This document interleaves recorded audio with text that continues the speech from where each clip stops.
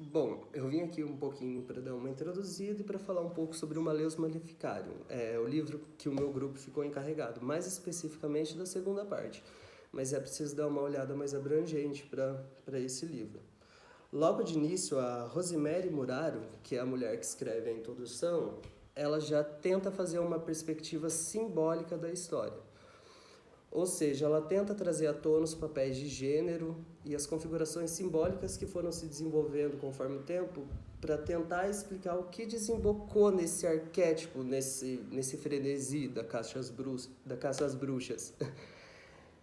E logo de início ela faz uma análise bem assertiva, que é pegar a conversão do Império Romano.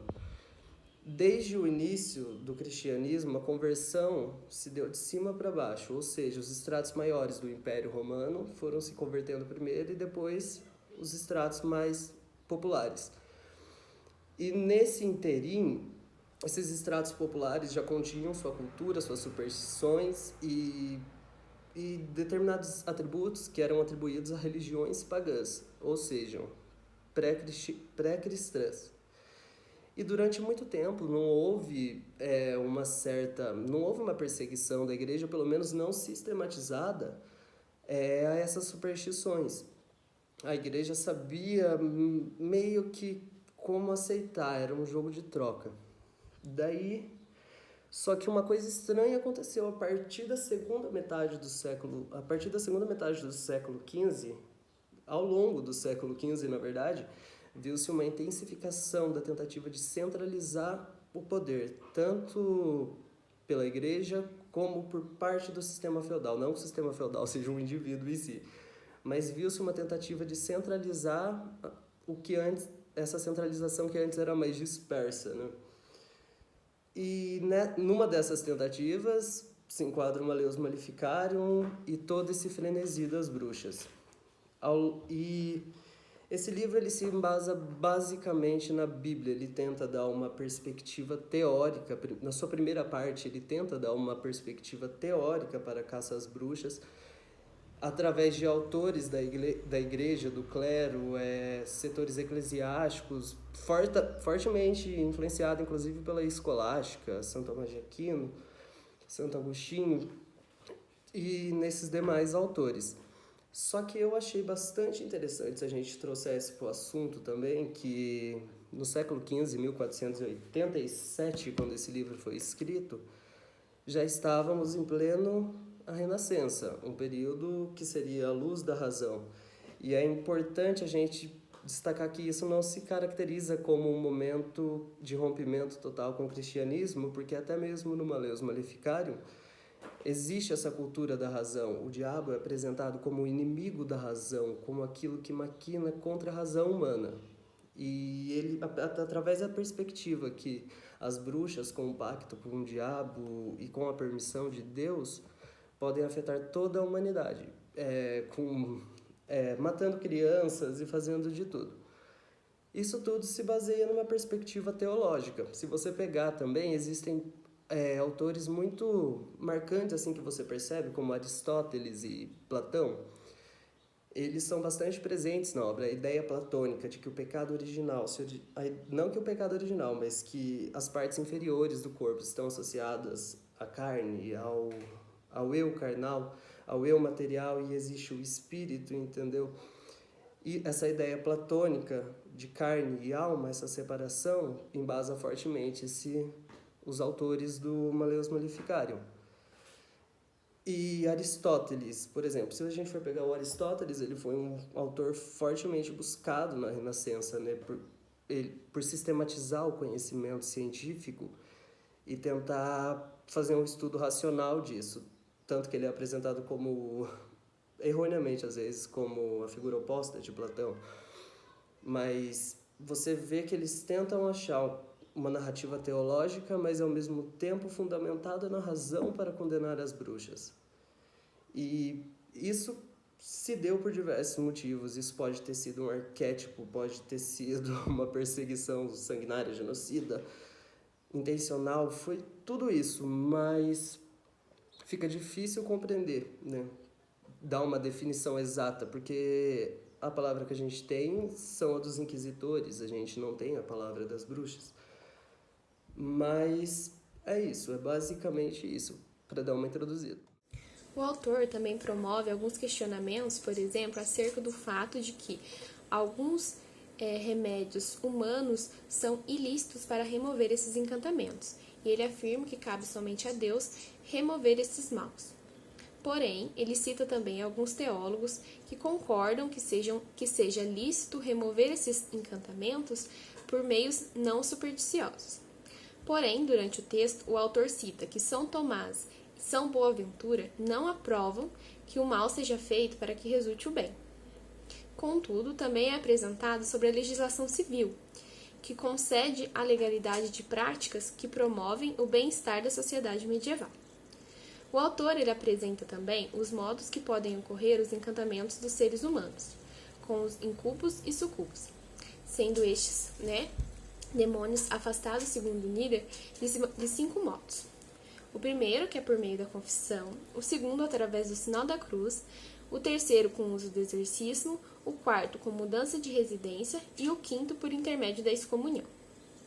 O autor, ele apresenta também que ele afirma também, no caso, que o diabo apresenta poderes sobre as criaturas.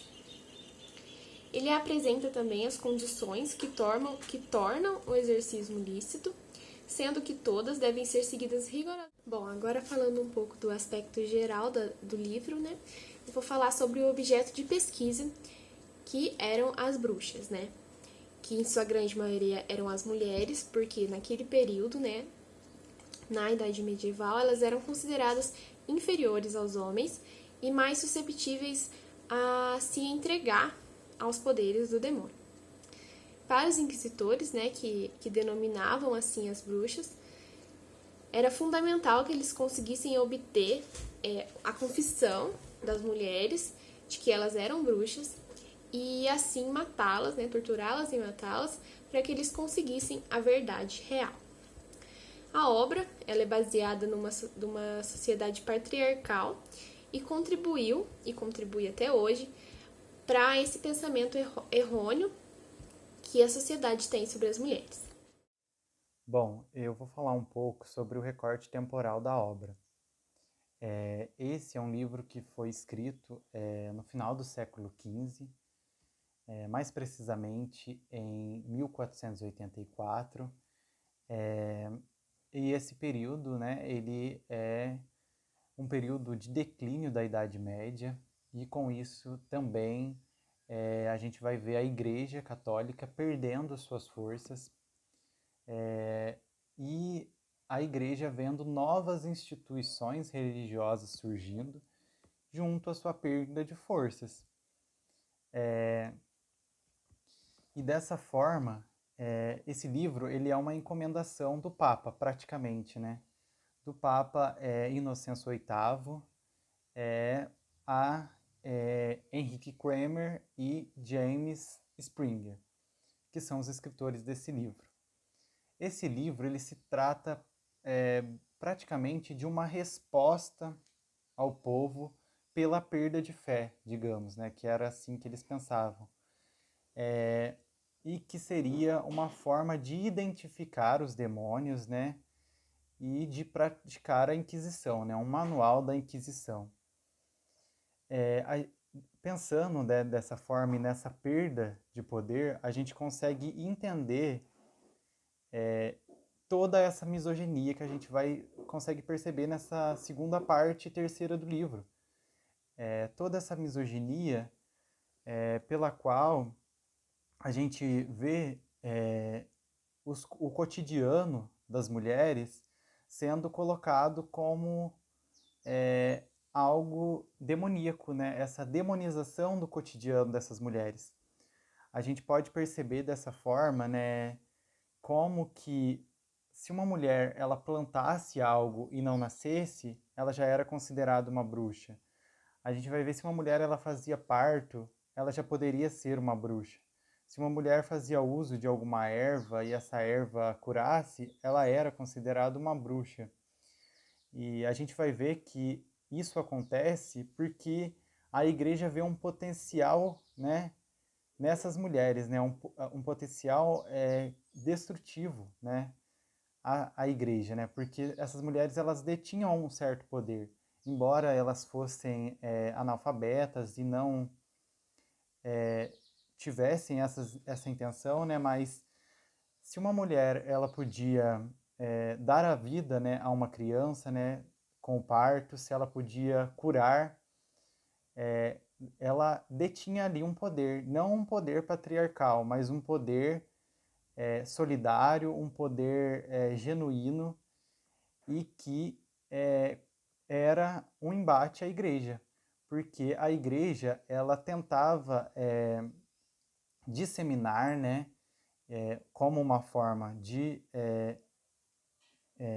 fortalecer o seu poder, de que apenas Deus curava, de que Deus era o Deus que dava vida, e essas mulheres elas representavam para a igreja uma potencial perda de poder, e dessa forma elas precisavam ser combatidas. Então a gente vai ver essa misoginia acontecendo, e aí o terceiro capítulo ele vai focar mais ainda, né, ele vai ser um manual de como proceder no caso da Inquisição, né? Ele vai exibir o modo como proceder na Inquisição e a escrupulosa forma, né, violenta como essa Inquisição ela passa a ser praticada, né?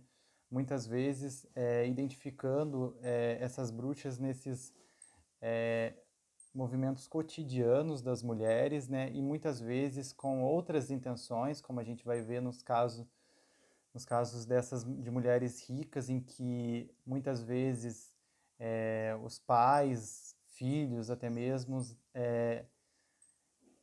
determinavam que essas mulheres eram bruxas para poder ficar com o dinheiro dessas mulheres ricas. Então, agora minhas colegas também vão falar um pouco mais sobre essa terceira parte do livro. Então, nessa terceira parte, elas são subdivididas. Então, ela aqui meio que se dirige como elas vai ser o processo contra essas bruxas. Então, para no final elas serem condenadas ou serem torturadas. Isso nos processos nos tribunais civis ou eclesiásticos. E aqui, esses processos contra, não só contra bruxas, mas também essa Inquisição acontece contra os hereges. Então, até o fim desse julgamento, dessas pessoas que estão sendo julgadas, que na maioria delas as bruxas são as mulheres, aqui demonstra quais são as formas de aplicação das penas, os métodos, até chegar a essas sentenças definitivas. Então, às vezes, acontecia diversas ilegalidades, né? Podem ser analisadas durante o julgamento dessas mulheres, como confissões, delações, torturas e tratamentos bem desumanos. E realmente isso chegou a acontecer. Isso é um fato histórico muito importante para o contexto da Idade Média. Então, aqui, esse manual, que foi descrito por esse inquisitor, as mulheres eram especialmente visadas para a perseguição como prováveis bruxas, porque ali naquele tempo a magia também era interpretada como a renegação de uma fé cristã, né? Na Idade Média, onde que as mulheres, onde era acusada de bruxaria, ela ali era difícil. Quando ela entrava no processo, ela iria sofrer uma tortura ou ia ser condenada à morte. Por parte do clero mesmo. Então, é uma coisa meio contraditória, né? Porque eles meio pregavam Cristo, mas eles perseguiam essas mulheres. Então, nesse momento ali, no processo de acusação, o acusador era quase impossível ter acesso ao processo, né? Impossível conhecer as pessoas que ele tinha denunciado, impossível saber o sentido, o rumo que estava tendo os processos. de como recusar as testemunhas para lhe defender. E quase difícil também ter um advogado, porque às vezes o advogado pode não querer defender ela. E isso era bem injusto. Esses inquisitores que faziam parte do clero, eles eram religiosos, eram consagrados ali a uma congregação. Esses inquisitores, eles foram muito ardilosos ao criar esse manual de perseguição contra essas mulheres que eram dadas como bruxa. E nessas sentenças, os inquisitores julgam dar sentenças justas nessas questões apresentadas, porque as mulheres eram dadas como se estivessem possuídas pelo demônio. Então, esse processo como se fosse uma libertação para a vida dela, para a alma dela. Então, mas os fatos em que eles julgavam, né, falar por Cristo, mas eles elaboraram esses manual segundo as suas concepções, né, por autorização do Papa. Então, para finalizar essa parte, esse livro surge como uma necessidade da época, né, onde o Papa Inocêncio VIII, ele publica a bula que chama Submissi, e ali ele declara o fato deplorável do crescimento da feitiçaria na Alemanha. E isso ele acaba autorizando Henrique e James, que são religiosos, e ali eles vão elaborar uma obra, um manual, onde ele vai conter as diretrizes, leis, para poder julgar esses feiticeiros, essas bruxas, esses hereges, que são como tido pessoas do mal. Então ali, Henrique, que foi o que mais influenciou na elaboração desse manual, ele foi um inquisitor alemão da Ordem dos Pregadores e juntamente também com James, que também era religioso. Então eles elaboraram esse manual ali, onde servia para identificar a feitiçaria e também, bem como também a forma de como elas deveriam ser julgadas.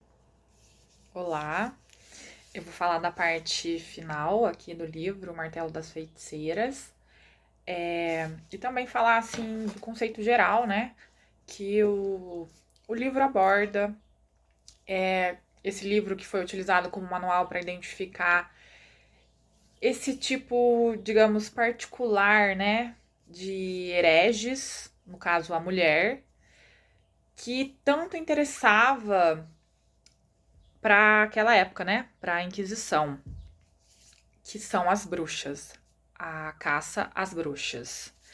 E assim, o mais interessante é que já no prefácio desse livro, ele já traz essa carta de apresentação do Papa, né, da época, concedendo todos os poderes, as regalias, né, o excesso de poder aos dois padres, que são os autores, né, desse documento histórico, que, assim, é tão importante, mas ao mesmo tempo de uma leitura difícil, né, digamos assim, concedendo então a eles todo esse poder de caça às bruxas, a essas mulheres, né. Nessa última parte, o foco do livro é sobre principalmente a sentença, né, daquelas que confessavam essa heresia, descrevendo assim os métodos de castigo que poderiam ser utilizados para quem confessasse, para quem, por exemplo, fosse reincidente ali, o que eles consideravam sendo mais leve, ou se você confessasse, então você poderia estar livre da sentença de morte, mas você ficaria lá para servir de exemplo para outras pessoas, outras mulheres, segurando a cruz em frente à igreja. À noite você seria levada para a prisão, onde você ia ficar o resto da sua vida, né?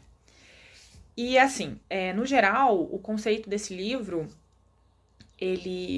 a gente pode observar a dimensão que foi esse período, né, aí de caça às bruxas, né, dessa Inquisição, e de que maneira esse conceito, essa parte eu acho assim muito interessante, né, que apesar de ser um livro difícil de ler, você começa a perceber de que maneira esse conceito patriarcal ele se inseriu na nossa cultura, na nossa sociedade,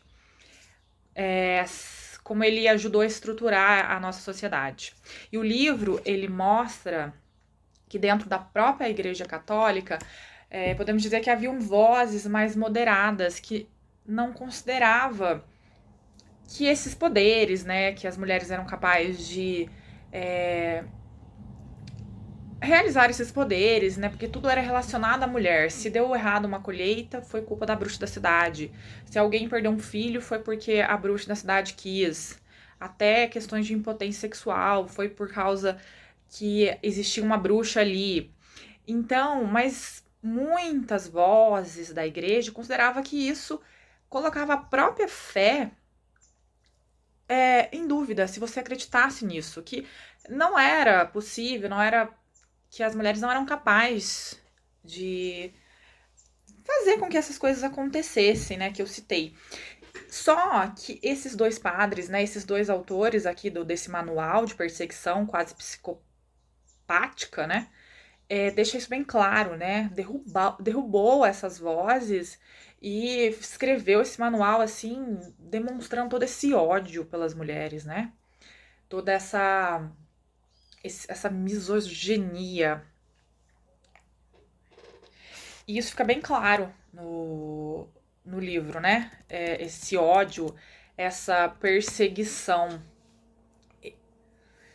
E principalmente porque as mulheres, né? Eles deixam isso claro no livro, elas são. Podem haver homens, mas sempre tudo associado às mulheres, né? Porque elas são, assim, de acordo com os autores, elas não possuem tanto senso crítico, por isso que elas são mais susceptíveis, né, a esses pactos, porque elas são mais impressionadas, fracas e carnais. O carnais aqui vem no sentido, não das histórias que a gente sempre escutou, que eu nunca associei, mas que Eva comeu a maçã, o fruto proibido, e aí por isso foram expulsos do paraíso, mas assim, carnal mesmo do ato sexual, né? Que elas praticavam com os demônios, né? Ele deixa isso claro aqui, que a mulher não é porque você vai numa encruzilhada, ou porque você recita algumas palavras, enfim. Mas aqui é através do ato, né? Sexual. Então, para finalizar aqui esse conceito todo do livro, esse conceito de perseguição, de caça às bruxas, né? De inquisição. Então, assim, eu só recomendo a leitura também do livro Caliban e a Bruxa, que eu já falei em sala de aula, né? Da filósofa italiana Silvia Frederici. E também ela tem um livro de mulheres e caça às bruxas, esse eu ainda não li. Mas os livros da Silvia, eles relacionam vários assuntos aqui, trabalhados, né? Que são citados nesse manual, desse livro, O Martelo das Feiticeiras, e que está diretamente relacionado ao controle das mulheres, né? No fim do feudalismo, na ascensão do capitalismo, na industrialização, na demonização do aborto, né?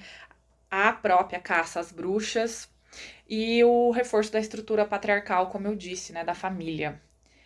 E além de todo o poder medicinal que antes era grande parte uma tarefa das mulheres, né? As parteiras, curandeiras, quem entendia ali de chás, remédios. E então, assim, terminando aqui, eu digo que a caça às bruxas ainda existe nos dias atuais.